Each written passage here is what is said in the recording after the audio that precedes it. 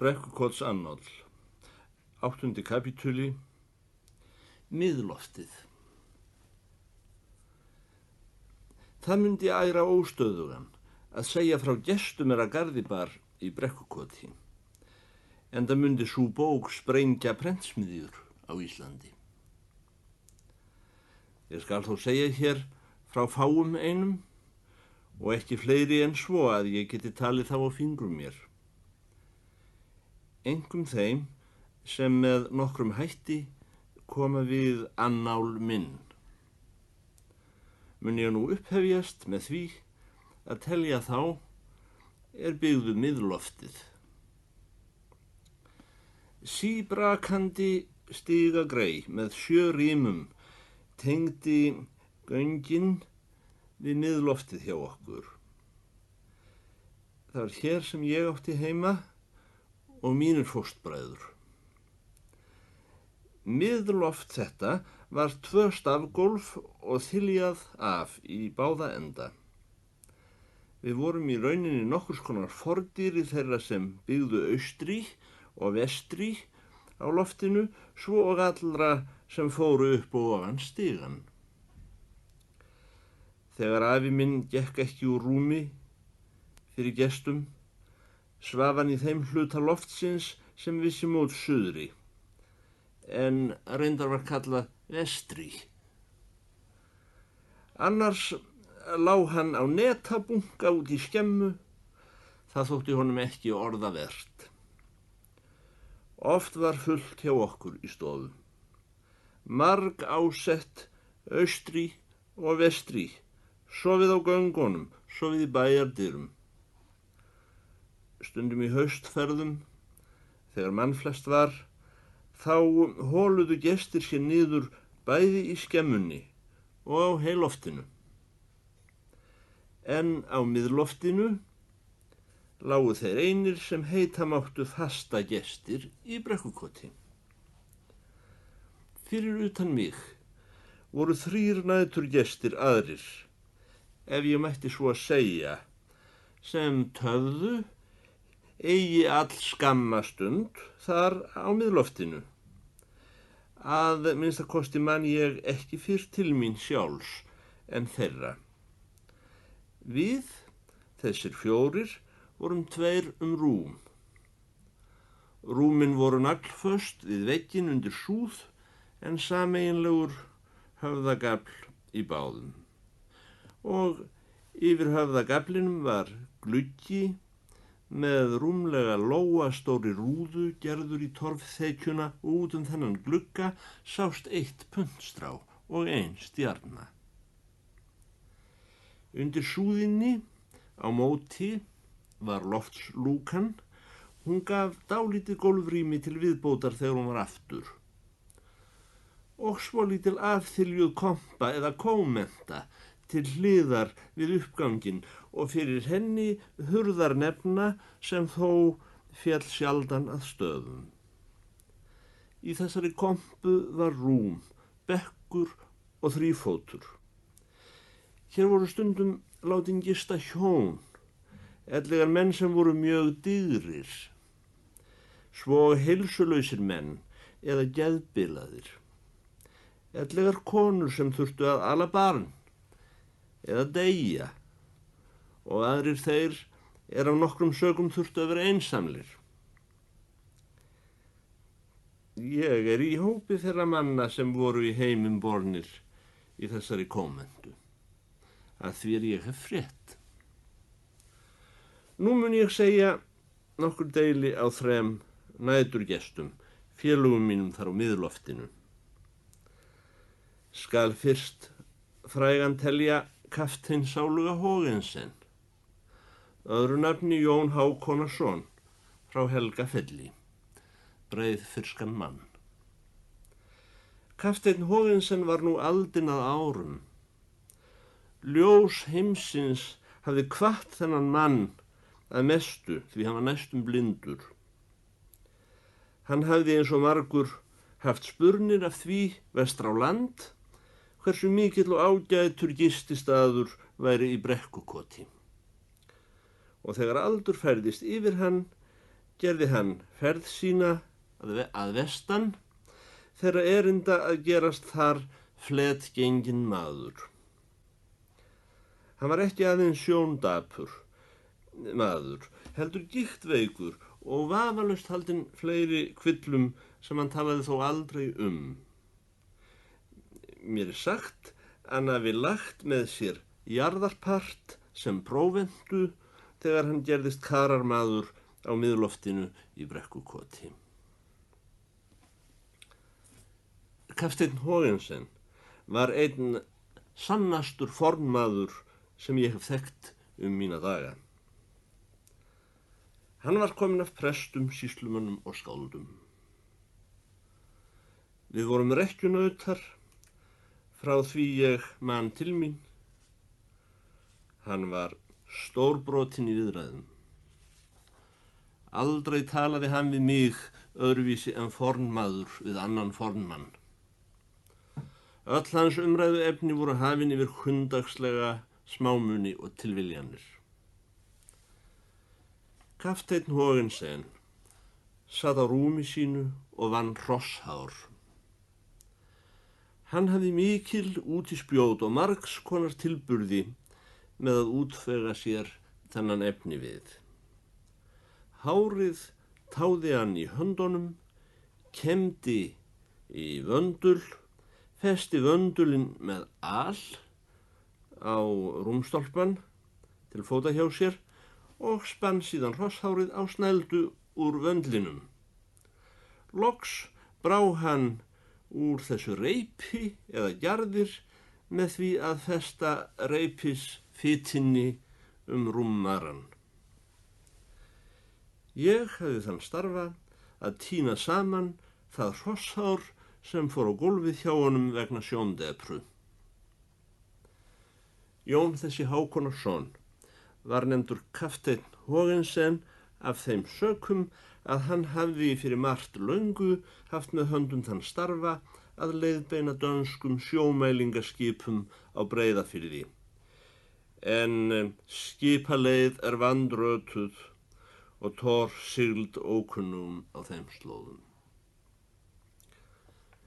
Jón Hákonarsson átti að vísu til góðra að telja og var sann íslenskur höfðingi við Breiðafjörð, samkvæmt eðli og ættartölu, ímyndun og hugsjón, þó ekki hefði komið annað til. En Danakonungur sjálfur hóf hann til áþreifanlegrar heimstignar sem gerði ættfræði þarflausa, svo hugsjónir og ímyndanir, enda kallaði hann sig með réttu danskan orlogskaftein og sjóleiðsögumann Danakonungs. Hann lógaði aldrei bláum einkennisbúningi sínum, gullhneptum, neð því kaskeiti sem heyrir sjóleiðsögumanni Danakonungs á Breiðafirði. Þessum búningi klæddist hann jafnan á jólum og páskum, svo og á nýársdag og sumardaginn fyrsta og sat þá á rúmi sínu með tíguglegu yfirbragði allan daginn án þess að snerta hrosshár. Það var hans plagsíður að rísa úr körinni á nýársmorgun, klæða sig upp á í mundýringuna og láta leiða sig út í staðinn þeirra erinda að biðja yfirvöldunum Guðs blessunar og reyna að hafa út úr þeim eilítið hrosshár. Annar næturgestur mér samtíða á miðloftinu var eftirlitsmaðurinn okkar, sem við ævinlega köllum svo og ég hélt lengi vel að væri eftirlitsmaður bæjarins. Annars held ég hann hafi heitið Jón. Eftirlitsmaður þessi var fjarskyldur ættingi þeirra frænkna, ömmu minnar og hennar Kristínar í Hringjarabænum. Hann var svo gesta að enginn vissi í rauninni hvort hann var eða var ekki. Hann kom yfirleitt ekki að hátta fyrir en aðrir menn voru sofnaðir og var búinn að drekka morgunkaffið hjá henni ömmu minni og farinn Guði á vald áður en flestir menn voru komnir ofan. Eftirlitsmaðurinn okkar hefur líklega verið af huldufólksættinni. Að minnstakosti heyrði ég því aldrei fleygt að hann væri kominn af prestum, sýslumönnum og skáldum. Það var viðburður ef við sem vorum honum samnátta náðum tali af honum. Fram eftir öllu vissi ég varla hvort hann væri til húsa hjá okkur í raun og veru.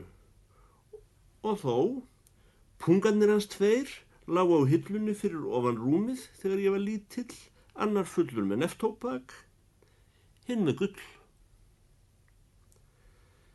Ef fyrir kom að maður rækist á þann eftirlitsmann, þá var hann ævinlega hreinn og snurfusaður, svo lýsti af honum. Þegar kannski var liðinn mánuður, án þess nokkur hefði munað eftir hann væri til, og svo hittir maður hann loksins út undir vegg, þá hafði hann ekki önnur tíðindi að flytja mönnum en þau að nú viðraði vel fyrir músinni í dag. En þegar því var játt, flýtti hann sér að bæta við: já, og ekki það lakara hjá örninni. Ég fór ekki að forvitnast hver þessi maður væri fyrir ég var orðinn stálpaður. Og mér sama þó ég taki hér frammi fyrir sjálfum mér í sögunni, þetta var heimspekingur. Flugan okkur hafði búið sig bak við eyrað á honum. Hann hafði gengið frá búi sínu upp á Akranesi vegna þess hann hugðist mundu verða mönnum til meiri þarfa með því að snúa sér frá því að ala sauðskepnur til frálags. Hann hafði selt Englendingum ágæta laxajörð sína fyrir góðmálm og flust til höfuðborgarinnar að gerast eftirlitsmaður.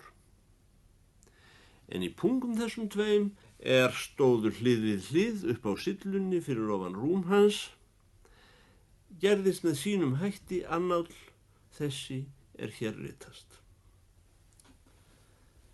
Rekkjunautur eftirlitsmannsins var sá maður sem það starfaði í mínu ungdæmi í höfuðborginni, svo og á Nesjum og í Dölum nær sveitis, að bera for á tún. Hann hét Runólfur og var Jónsson. Þennan mann síst oflof þó sagt sé að sjaldan hafi verið meiri aðdáandi góðra hramfora á Íslandi, að Búnaðarfélagi Íslands ekki undanskildu.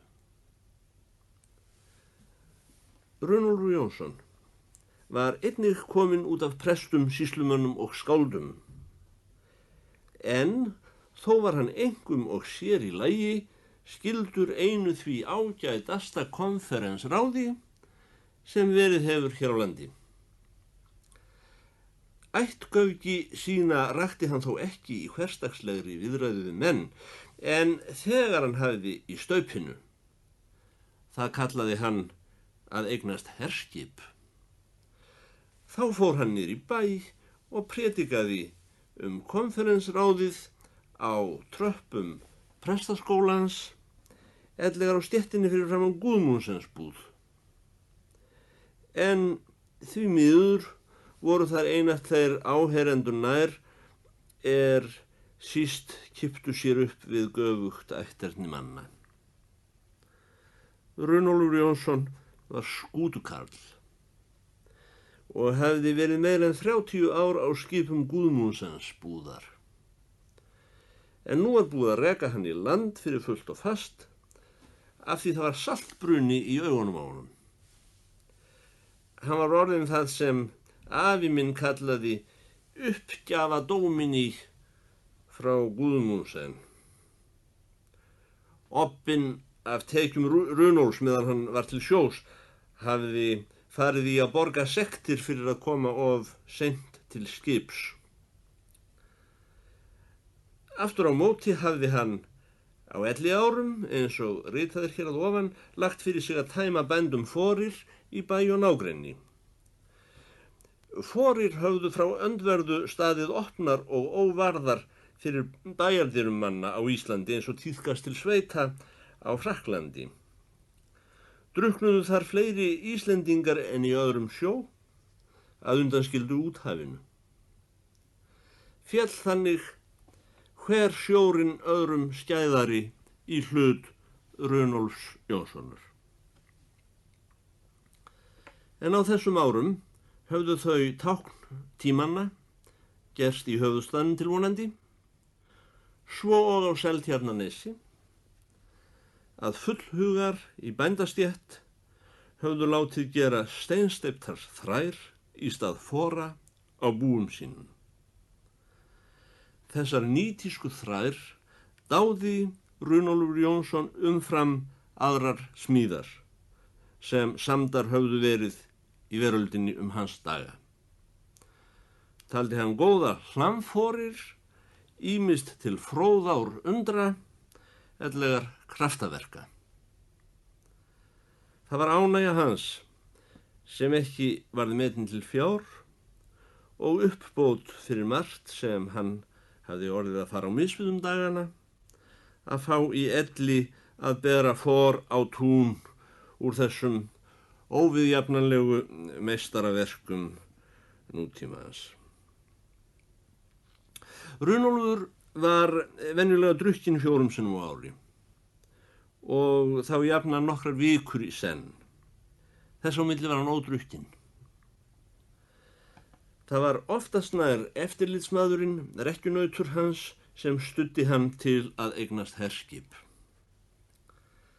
Það var segin saga að hann hvarf okkur ævinlega þegar brennivínið kallaði og kom ekki aftur fyrir runnið var af honum. En í Brekkukoti ríkti sá andi að þar voru allir hafðir í mannatölu, að ég ekki segi höfðingjatölu, sæll og fátækur, dýrlingur og tukthúsmatur, að drykkjumönnum undanskildum. Enda mundu þessir snöruðu moldarkofar sem héngu uppi á nokkrum fúaspítum fyrir löngu hafa verið rofabarð eitt, ef þar hefðu búverkað drykkjurútar. En ekki var herskipa leiðangurinn fyrir á enda, hjá frænda konferensráðs, en hann kleif aftur tréhólinn hjá okkur og tók til á nýja leik að sofa hjá eftirlitsmanninum. Ég ætla ekki að lýsa hér útganginum á Runólfi Jónssyni þegar hann kom úr leiðangri. Nema ekki var hann fyrr kominn í leitirnar, en eftirlitsmaðurinn klippti af honum hár og skegg og tók til að hreinsa hann upp, vandlega, hátt og lágt, með grænsápu, kreólíni og helvítisteini. Þessi þjónusta þótti eftirlitsmanninum jafn sjálfsögð við runka, eins og gefa honum fyrir brennivíni. En þó að runki væri jafnan alls gáður heima fyrir, samsamaðist hann aldrei hugsunarhætti þeirra sem búa við það þura fýbjakk sem heitir land. Þess vegna hóf hann oft kynlegar ræður við menn. Sú var ávandan hans í ræðu ein með öðrum að hann myndi ekki nöfn manna né staða. Að nafni Björns í Brekkukoti einu undanskildu. Og Guðmundsens, þegar hann var drukkinn. Honum var því nauðugur einn kostur að snúa sérnöfnum í lengra mál og vafðist jafnvel fyrir kunnugum að botna í því tali. Ég skal ekki rekja þá orðabók hér, en við því ekki að dyljast að henni svipaði að sumu leyti til orðabókar í dönsku eftir Konráð Gíslason. Ömmu mína nefndi hann aldrei annað en konuna sem átti börnin. Rekkjunaut sinn kallaði hann manninn sem átti pungana og kaptein Haagensen nefndi hann auðvitað aldrei annað en manninn sem stjórnar herskipum. Runólfur Jónsson mundi því miður ekki heldur hvað frelsarinn hét og bæri við að hann þyrfti að nefna Guð, varð hann að grípa til þess óyndis úrræðis að tala manninn sem fyrir ofanan Björni í Brekkukoti. Hann vissi ekki heldur í hvaða landi hann átti heima nema að þar var þurrt. Áður en ég lík að segja frá verðleikum Runólfs Jónssonar, má ég ekki gleyma þeim frægðarpunkti sem líklegastur til að halda uppi nafni hans í sögunni. En hann sá að þessi ágæti samnáttungur minn og fóstbróðir varð einn fyrstur manna til að ganga undir bifreið. Hann var þá hátt kominn á áttræðisaldur. Þetta kom til af því að hann hafði þann sið þegar hann var við skál, þá gekk hann einlægt út á miðri hestabrautinni og gerði allt í senn, veifaði flösku, söng, hélt ræðu og hló. Og fylgdi honum jafnan liðsafnaður tækifærisfyllirafta, slæpingja, flækingshunda, útigangshrossa og hjólreiðamanna. En þeir sem ég taldi síðasta voru þá nýfarnir að sjást, þeir voru danskir. Honum fannst ekki meira til bifreiðar en hverja aðra dós sem veltur áfram eftir götunni. Ef nú svo illa skyldi tiltakast að Runólfur af ætt konferensráðs sé einn góðan veðurdag gufaður upp úr bók þessari, þannig að ég gleymi sjálfur að merkja við þegar hann hverfur, þá er það vegna þess að fóstbróðir minn hefur orðið undir bíl þeim sem fyrstur